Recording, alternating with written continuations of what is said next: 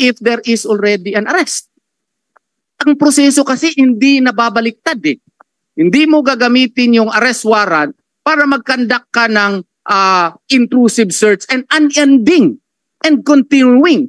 Their belief na reasonable belief daw, no? Yung reasonable belief, ang contemplation ng Supreme Court dyan ay may A1 ka information talaga na nandun sa isang particular area and defined.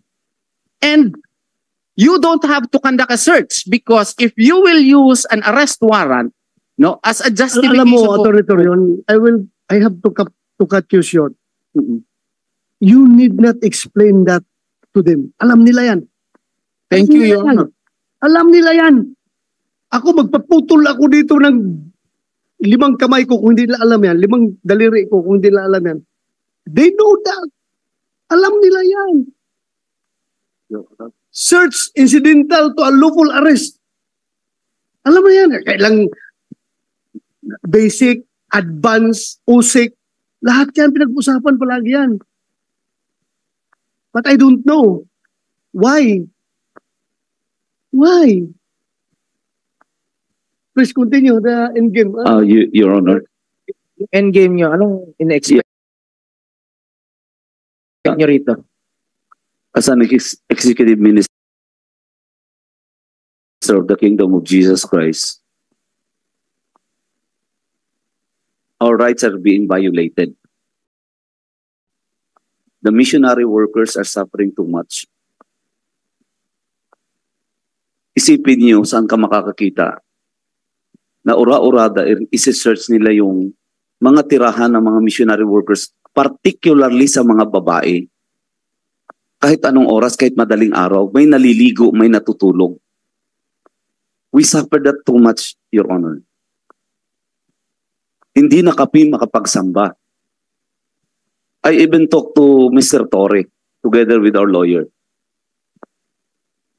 Nakiusap ako, saan ka makakakita na ang may-ari ng property nakikiusap sa mga intruder? I asked him, please allow us to use the cathedral even for tomorrow because tomorrow is our anniversary celebration. It's very important for all of us. Many kingdom leaders lumipad para dito. And then, Your Honor, General Torre. Marcelo, na ba tayo ngayon dito? Sir, I think we have finished the discussion on that matter amicably, and they have agreed that they will do their celebration in the plaza because actually, sir, they cannot fit everybody in the cathedral. There was, with the president, vice president in attendance, there was more than they're claiming to be expecting more than 3,000 people. So that's but an academic point, sir. The real intention, the first and foremost real intention for their September 1 celebration is really outdoors in the plaza, in front of the big LED walls. Right. We're delivering the point, sir. Your Honor, ang tanong dito, kami kasi yung may-ari. Bakit ngayon kami na ang magpapaalam at magmamakaawa na gagamitin yung worship namin? Bahay namin yon. Private property po yun. Ang problema, nagpapaalam na kami sa pulis. Ano ba talaga to? Yung tanong nyo, totoo na ba? May martial law na ba talaga tayo ngayon, Your Honor? And the worst thing, Your Honor, kahit na yung podium namin, pulpit, hindi nila inalaw na ilabas. Your Honor, kasi wala na kami magawa, so napilitan kami kalabas. Huwag siyang magrason-rason na marami kami. Marami talaga kami. Eto pa, kinabukasan. Kasi nung anniversary namin, nandun si VP Sara. Kasama namin. All of a sudden, so early in the morning, naka-on na naman yung kanyang LRAD. Galit na galit. Hindi namin alam ano na naman. Nabulabog na naman yung compound. Ganun na lang.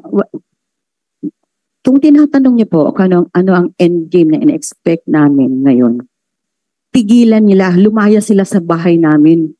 Kahit sino, bahay nyo. lahat ng mga armadong pulis na nakatira, umiihi doon, dumudami doon, natutulog. Sino ba naman we cannot last that long. Nagpapasalamat lang kami. Naturuan kami ng aming mahal na pastor. Palagi kami ang nagpapasensya. Kahit i-play nyo yung ilang video namin, ako ang palaging nagsasalita na hindi kami lalaban. Huwag kaming lumaban kahit anong gawin ng mga pulis kasi yun ang pinagbilin sa amin ng mahal na pastor namin. Kasi kung hindi, patay na kaming lahat. Sa totoo lang, ano ang endgame tong pangatlong hearing na to? Na lumayas lahat ng pulis sa pamamahay namin dahil wala na silang karapatan na to stay there 1 minute longer.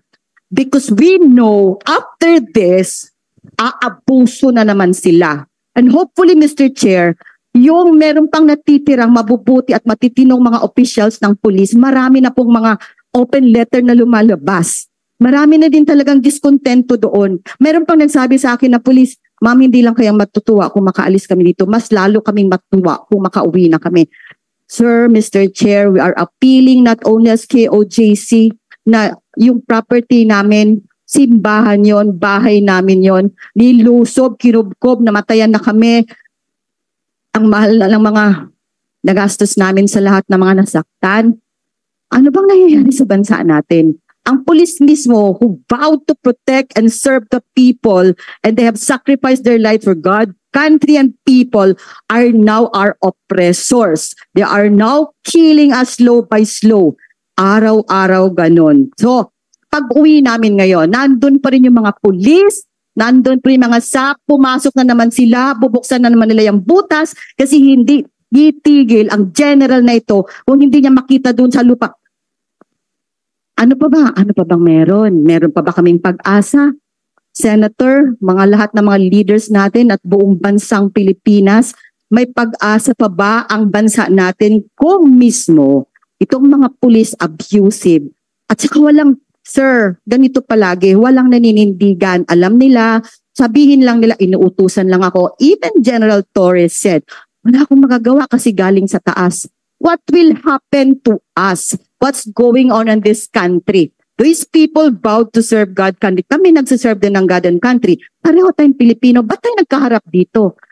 Somebody else is orchestrating and somebody else is mastermind on this. Sir, Mr. Chair, Senador, lahat kayo na nandyan, this has got to stop. This is the end game that we want, that when we go home, please, tinatawagan na namin ang lahat. Sino bang nag-utos sa taas? Bakit hindi na mapaalis? Ang TPO hindi niya sinusunod. Nag-appeal kami sa Court of Appeals, dinidismiss. Itong si DOJ Remulla, kakasuhan niya yung judge na nag-issue ng TPO. What do we expect from this country now? And nobody of these officers are standing up to the truth. Nakikinig lang sila kay General Torre. Nakikinig sila sa lahat ng kasinungalingan. Frankly speaking, sir, I did not want to attend the third hearing anymore. I don't want to be subjected to more lies. Na Polcom, DOJ, pasensya na, DILG. Sir, alam nyo yan, nakadalawang hearing na tayo sa Manila. Nag-promise si Marbil, okay, we will go to Davao and make peace. Wala na kaming checkpoint and everything. Eto na, pangalawa, si DILG Secretary, nag-promise din, di ba, sa harap niyo, sir, hindi po ko rin sinisisi. Pero sinabi niya yun sa Senado, aayusin niya. Kinabukasan, pupunta siya Davao. What happened, sir? Where are they now? And lumalala yung ginagawa nila sa KOJC. Ulitin ko po uli, hindi kailanman tumatakas si Pastor sa batas. Because Pastor has taught us we will not be like this. If Pastor did not teach us and inculcate in us the truth, ang katuwiran, ang kabutihan, ang pag-ibig, hindi basta-basta ang dinadamdam namin. Andito yung mga pulis, pwede ba may manindigan kahit isa? Wala na ba talagang boses? Wala na ba talaga tayong batas? Please lang, I'm appealing to this honorable body. Wala kaming narinig ever since June 10, namatayan na kami ng dalawa. Ngayon namatayan na naman kami uli. Sir, yun lang. Can you please let them just go out of our compound? Kasi alam ko, Abuso, meron kaming intel, 21 of September, magmamartial law si Torre at forcefully paalisin kami lahat. Hihintayin pa ba natin yan? Hihintayin pa ba natin na mapuno na lahat ang mga kingdom citizen? May mga dugo na talagang dadanak. How long can we hold on? How long? How long will the suffering continue because of the abusive brutalization of police? Ang tao na dapat naming asahan na mag-protect sa amin, sir, they are terrorizing, brutalizing, abusing. Thank you. Cannot General Torre. explain what's happening. Yeah, thank you. General Torre. You can sit down. Narinig na natin ang lahat-lahat dito.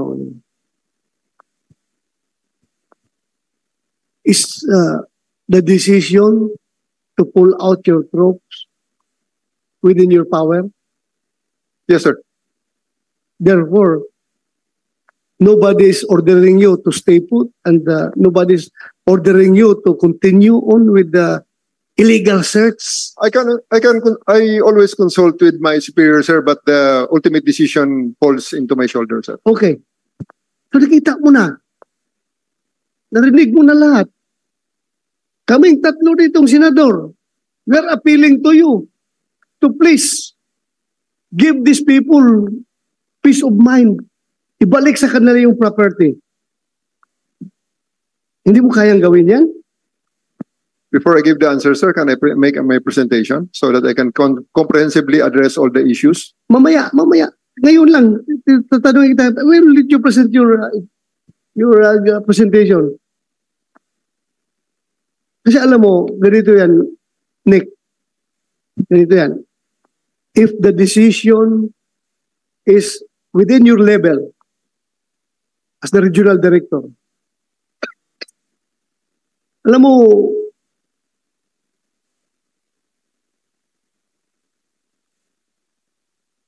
if we have a government agency under the executive branch of government that does not listen to the recommendations, to the pleas of this committee, of this Senate committee, if we have a government agency that does not follow court orders, we are therefore creating a situation na masasabi natin there is a constitutional crisis. And are you willing to place your name as the very person that caused the constitutional crisis? I don't think that is applicable in this case, sir. If you will allow me, before to answer my question, to answer your question, before that, can you allow me to present? Be very liberal to you. Thank you, sir. Be very liberal to you, even though you are not so liberal in interpreting court orders. Pero pasalamat kayo dahil nirevoke ng Court of Appeals yung TPO coming from RTC. But I will be very liberal to you. I will listen to you. Tapos ka na- Mr. Chair? Huh? Mr. Chair, Yes. may I speak? The KOJC have spoken. The church has spoken, but the children are still not speaking. I represent the 6,246 children of the JMC. They have not been able to go to class. They have to go homeschooling, causing chaos in their families because their parents cannot work, causing uncomfortableness to the children because they cannot learn the best way that they can, which is supposed to be in school. And we know that after COVID, that face-to-face is still best. And they cannot do that, especially for the medical students who need hands-on practice. Children are supposed to be zones of peace. Senator Bongo was asking, what is the end game? For the children And for the parents, the end game is they want to go back to school, but they cannot because the basement of their school is being used as treasure hunting. So, sir, my plea, General Torre, please, sir, listen to the children. If you will not listen to religious leaders or to lawyers, listen to the plea of children.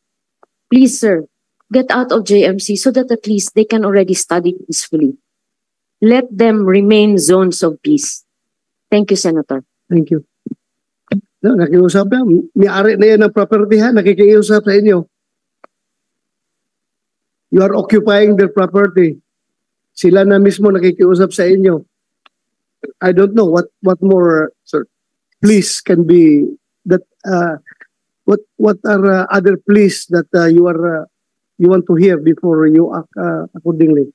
Sir, may I But add, please patapusin muna natin sir, may I add something, sir? Yeah. At 1:14 p.m. this afternoon, right after you finished your ocular inspection and when everybody pulled out, the police came back in force. So they are back there, sir, in force. I have pictures here, sir, on my cell phone to prove it. Thank you. Thank you for that information. Mr. Chair, Please continue. yeah, Mr. Chair. Yeah. So the information that Attorney Naina provided you, what does that say, Mr. Chair?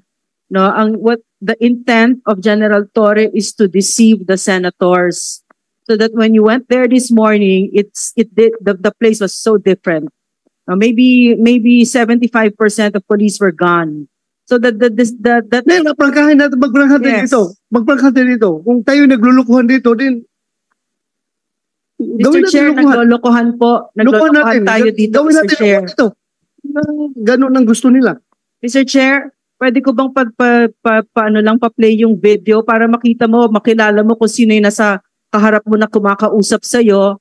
Sa'yo lang nagre-respeto pero sa mga simpleng ordinaryong mamamayan. So, ayun na nga po, nako. Dinaan na po sa drama-rama sa hapon etong si Bato at nako, kumbinsing ang drama nitong mga taga-KOJC na ito dahil po sa mga drama nilang mga sobrang makabagbag damdamin na mga salita.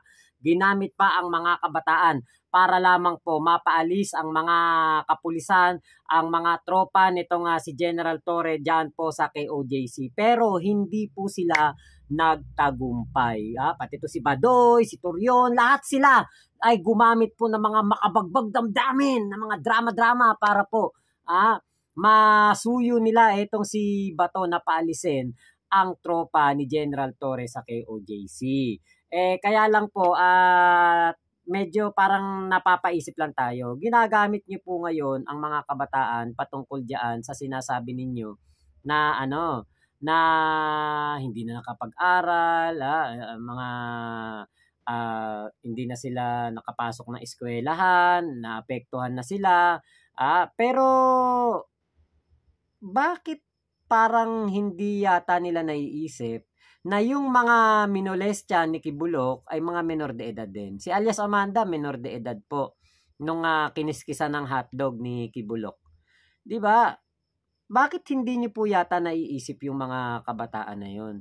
Kawawa din naman yung mga kabataan na yun 'Di ba? Tapos ito pong mga ating mga na ito, kababayan na ito na naging biktima ni Kibulok. Halos puro kabataan po. Yung mga kabataan po na yon, makakahabol yun. Yung mga hindi makapasok, hindi makapag-aral, 6,200, okay lang yun. Maganda buhay niyo mga yan. Maayos ang kanilang mga tirahan.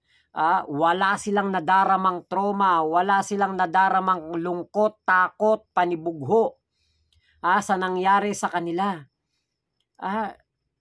Lagi nyo ibinibintang yung namatay. Mayroon daw namatay, 2, taga KOJC. Sa kadahilanan daw na kagagawan daw ng mga pulis. Pero hindi po totoo yan. Walang namatay dahil sa ginagawa ng mga pulis. Namatay yung mga yon dahil sa kanilang ginawa. Kung ba naman magpuyat ka ilang araw, walang kain, walang maayos na tulog, maayos na pahinga.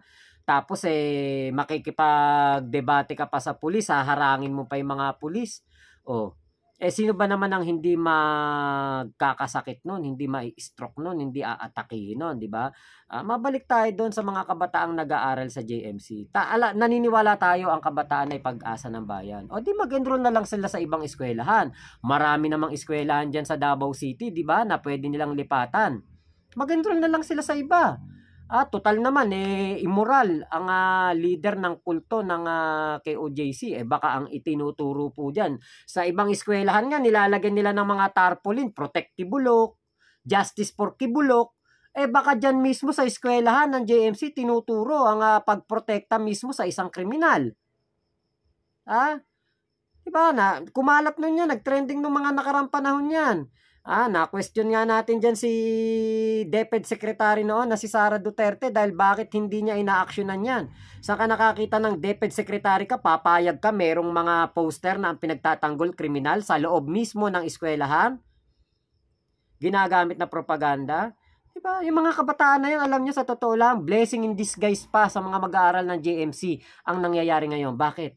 Mag-enroll sila sa iba, malalaman nila, magigising sila sa katotohanan na nilalason ng nitong si Kibulok ang kanilang mga isipan. Hindi sila maisesave ni Kibulok. Si Kibulok lang ang masesave doon sa bunker na pinagtataguan nito. Si Kibulok lang ang masesave dyan. Hindi kayo isasama. Dyan sa Doomsday Bunker ni Kibulok, hindi po kayo kakasya lahat dyan. Ang pinagawa ni Kibulok na Doomsday Bunker para lamang sa kanya yun. Kaya po, nako, kung sasabihin niyo sasama kayo, nako, hindi kayo isa-save niyan. Sarili lang niya ang ililigtas niya. Dito nga sa Senate hearing pa lang, sa Congress hearing, sa warrant of arrest pa nga lang, hindi niya ma-save sarili niya, tas isa-save pa niya kayo. Nako, malabo po yan. Kung ako sa mga magulang diyan, sa mga nag-aaral sa JMC, ilipat na nila ng eskwelahan yan, mga bata at mga anak nila, kasi nga po, kawawa po ang mga kabataan natin dito. Kita nyo ang biktima ni Kibulok, di ba? Kabataan. Yung mga nandoon sa palibot ng kwarto ni Kibulok, sino yung mga natutulog doon, nakatira doon? Mga kabataan, puro babae. Magkatataka ka naman. Sabi ni Torion, meron daw silang mga charity meron silang foundation para sa mga kabataan. Ba't puro babae nakatira doon? Ba't walang lalaki? Papatanong ka rin, teka, ba't nga pa? Ba't puro babae yung nandoon? Diba, ginawa pa nga manyakol ni Turon, itong mga kapulisan, pabalik-balik daw doon sa room of Bible ba yun? Kung ano man yun. Bible room. O study room. Pabalik-balik daw doon dahil may mga babae. Teka muna. Wag niyong pagbintangan yung mga pulis na manyakol. Eto, si Kibulok, may kaso ng pangmamanyakol dito sa Pilipinas at sa Amerika. Diba? Sino ang manyakol? So, yun lamang po. Maraming salamat sa pagsama nyo dito sa aking vlog na ito. Ingat po kayong lahat. Nasaan mang panig kayo ng mundo mo, chup-chup, labi-labi. God bless us all. Pilipinas. God first kasi dapat hindi Kibuloy first. Ano ba naman kayo?